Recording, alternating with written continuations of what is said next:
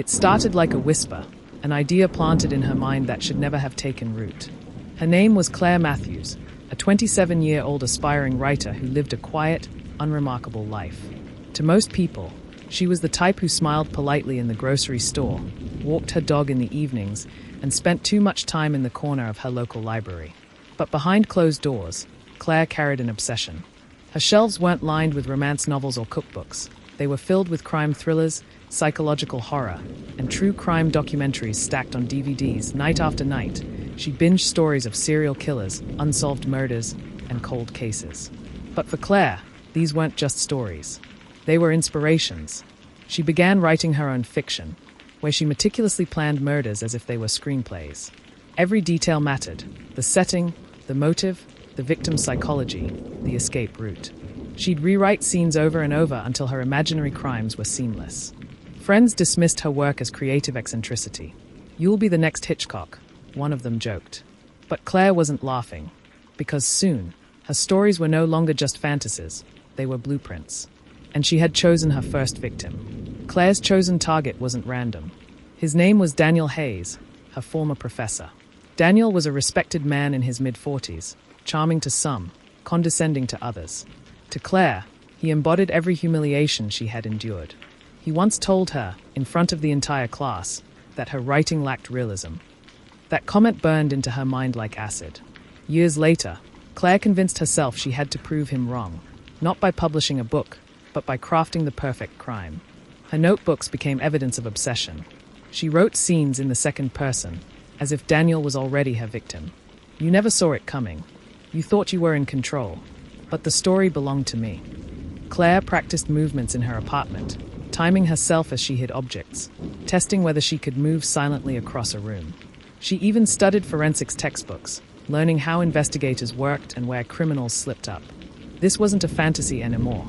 Claire's screenplay was about to bleed into the real world. Every good movie plot needed misdirection, and Claire understood that. If she was going to kill Daniel, she needed an alibi as airtight as any script. She told her co-workers she'd be re-watching old horror films at home that weekend, a normal activity for her. She even posted a few tweets during the night she chose, scheduled in advance, to make it appear she was online and active. Claire carefully planted details in conversations. She mentioned to a friend she planned to order pizza that Saturday night. She did exactly that, but only hours before leaving her apartment, so the timestamp would back her story. The level of detail was staggering. Every prop was in place, every scene rehearsed. She wasn't improvising. She was directing a film where Daniel was the star, and his death was the final act. What Claire didn't realize was that reality doesn't follow scripts, and no amount of planning could control the chaos that would follow. For weeks, Claire followed Daniel. She knew his jogging route, the time he left for work, the cafe he favored every Thursday. She memorized his patterns with the precision of a filmmaker watching dailies on set. In her notebook, she even wrote, Scene 1, the encounter. Daniel wouldn't die at home. That would be too obvious. Instead, she decided his death should be cinematic, symbolic.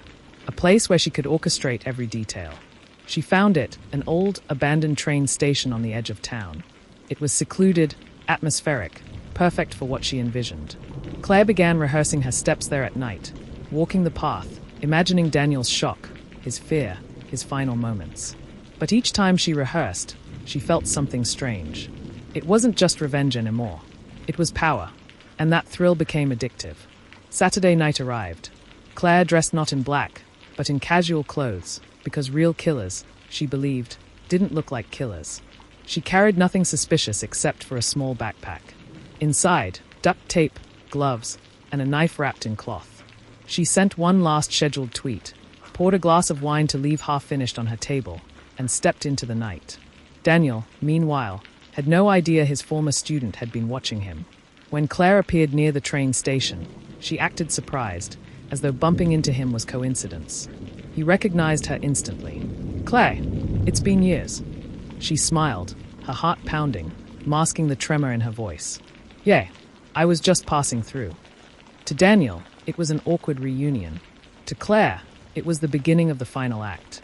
The conversation between Claire and Daniel carried the weight of years.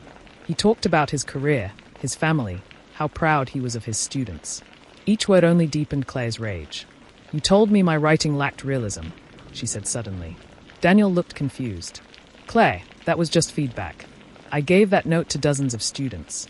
But for Claire, it wasn't just feedback. It was the reason she was standing there with a knife in her bag. The abandoned station loomed around them like a film set, shadows dancing across the walls. Claire felt her breath quicken. The moment was here. Do you want to see realism, Professor? She whispered. Her hand tightened on the handle of the knife. The scream never echoed far. Claire lunged forward with a precision that seemed rehearsed, the knife glinting under the dim light. Daniel stumbled back, his voice catching in shock rather than resistance. She had imagined this moment 100 times, but reality was messier. The knife didn't sink as cleanly as it did in her fantasies. Daniel fought back, his hands clawing at her arm, his weight nearly knocking her off balance. Claire panicked. This wasn't in the script. But adrenaline took over, and she pressed forward, driven by years of obsession and fury. When Daniel collapsed, silence filled the station. Claire stood over him, chest heaving, realizing the line between imagination and reality was gone forever. Claire quickly shifted into director mode. She dragged Daniel's body into the shadows, just as she'd practiced. She wiped the knife with a cloth, stuffed it back into her bag, and adjusted her clothes to hide the blood stains. But the scene wasn't as clean as she hoped. A smear of blood streaked the concrete floor.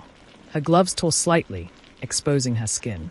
And in her rush, she left a footprint in the dust. In movies, directors could yell cut and redo a scene. In reality, mistakes were permanent. Still, Claire convinced herself it was enough. She walked away, blending back into the night as if nothing had happened. Her alibi would protect her. Her planning was flawless. Or so she thought. Daniel's body was found 2 days later. Police swarmed the abandoned station, piecing together the puzzle. They noted the bloody smear, the partial footprint, and fibers from clothing snagged on old nails.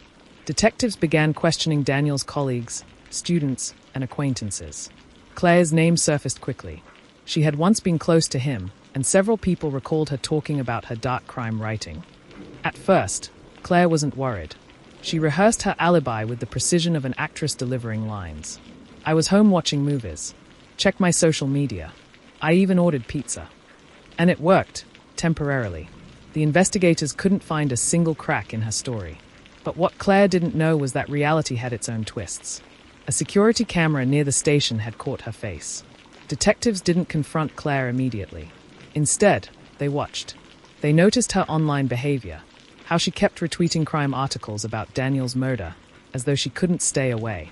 They tracked her movements and saw her revisit the station at night, like a director unable to leave her set. When they finally brought her in for questioning, Claire tried to remain calm.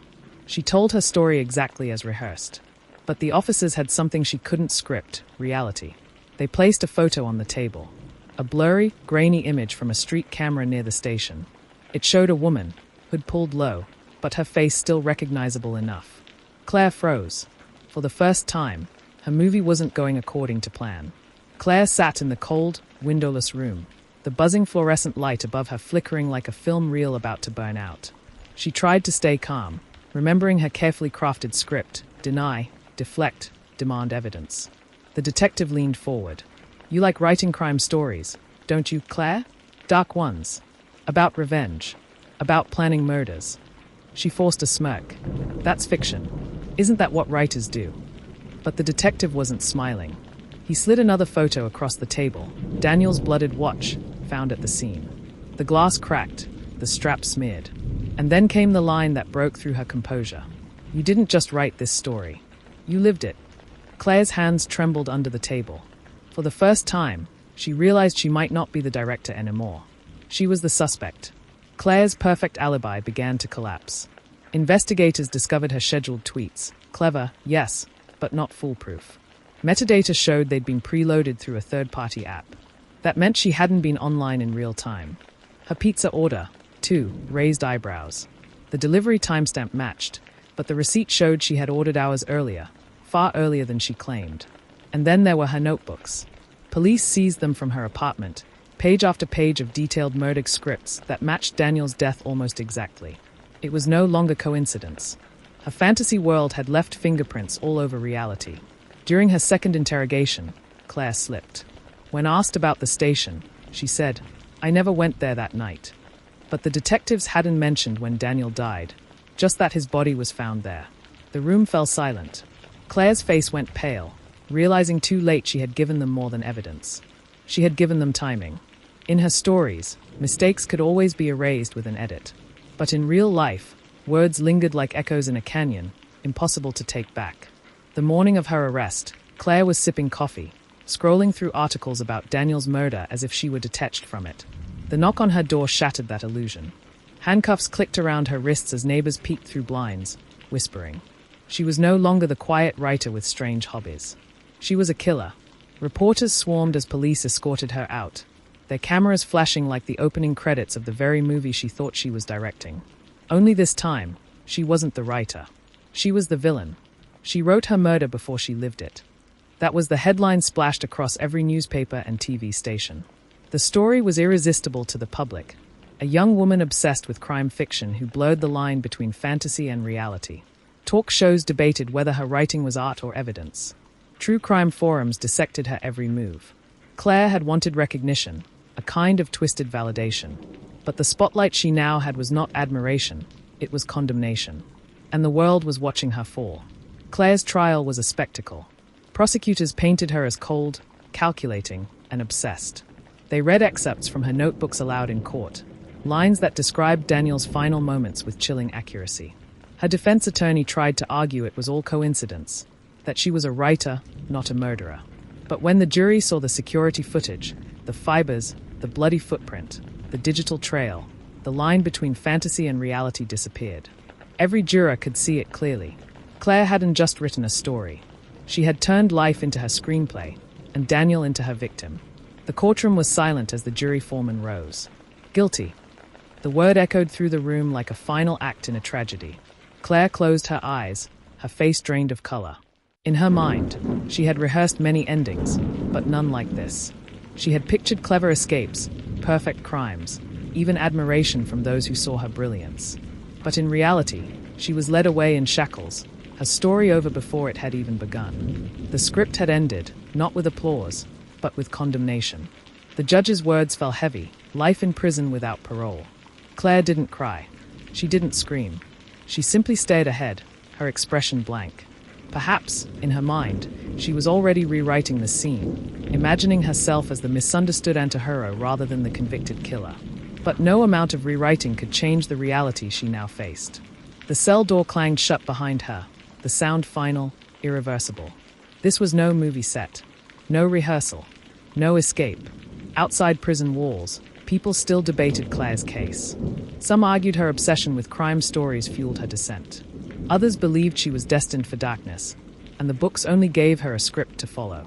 Writers everywhere worried, could fiction really inspire fact? Or was Claire simply using art as an excuse for her own violent desires? One thing was certain. Daniel's family was left with grief that no debate could heal. He wasn't a character. He was a father, a husband, a man whose life was cut short by someone who thought she was writing a masterpiece. Years later, Claire still writes. From her prison cell, she fills notebook after notebook, stories of women misunderstood, of killers painted as geniuses, of villains who were secretly victims. But the world no longer sees her words as art. They are the ramblings of a woman who mistook fantasy for fact, fiction for reality. And that is the chilling truth of her story. She wanted to create the perfect plot. Instead, she destroyed lives, including her own. Belle, if this story gripped you, make sure to subscribe to True Crime Hub. Share your thoughts below. Do you think obsession with crime stories can drive someone to murder? Or was Claire always destined for this dark ending? Because sometimes, the scariest stories aren't the ones we write. They are the ones we live.